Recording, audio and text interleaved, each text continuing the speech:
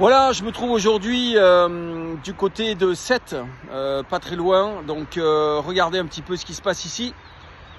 Vous voyez cet arbre magnifique, il est énorme, hein, c'est un platane.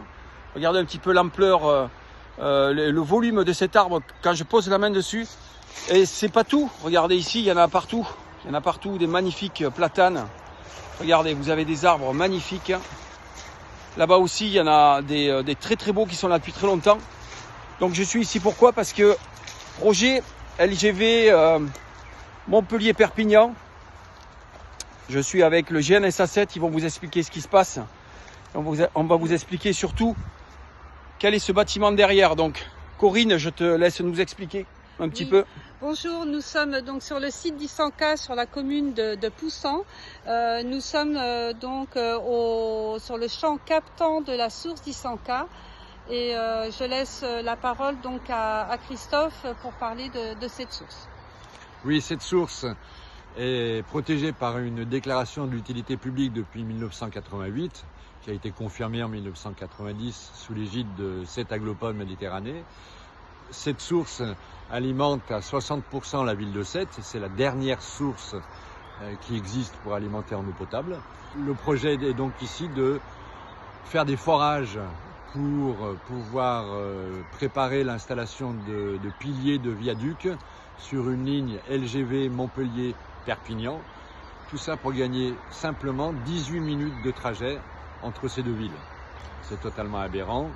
Thomas a parlé des arbres qui sont protégés depuis 40 ans ici et qui ont une biodiversité absolument incroyable.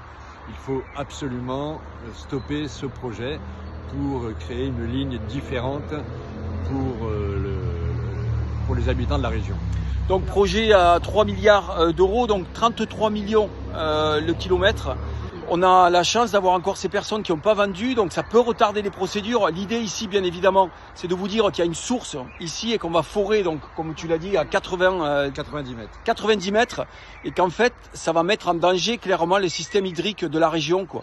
Alors il faut préciser quand même que c'est la dernière ressource en eau naturelle en fait d'eau de source, et en 1998 a été fait une analyse, une étude hydrogéologique par les scientifiques du BRGM, et ce rapport indique bien qu'il ne faut absolument, on est sur une roche karstique, et ce rapport du BRGM précise bien qu'il ne faut absolument pas toucher, perforer cette roche karstique. Au péril, en fait, ça pourrait mettre en péril cette source d'Isanka. Voilà, donc une fois de plus, on est à peu près sur le même projet que la 69, c'est-à-dire un gain de temps très faible, à 18 minutes. Même projet que pour la LGV, en fait. On a surtout besoin de trains réguliers pour les personnes qui voyagent, parce que le TGV, il faut savoir que c'est réservé à une élite de personnes, quoi. Et ça, aujourd'hui, c'est inadmissible, quoi. Donc on reste en contact avec le GNSA 7, il y a d'autres associations ici qui se mobilisent contre ce projet-là. Faites monter la mobilisation et surtout on reste en contact et puis on continuera à relayer les informations. Merci beaucoup pour votre travail. Merci. Bonne journée, au revoir. Au revoir. Merci, au revoir.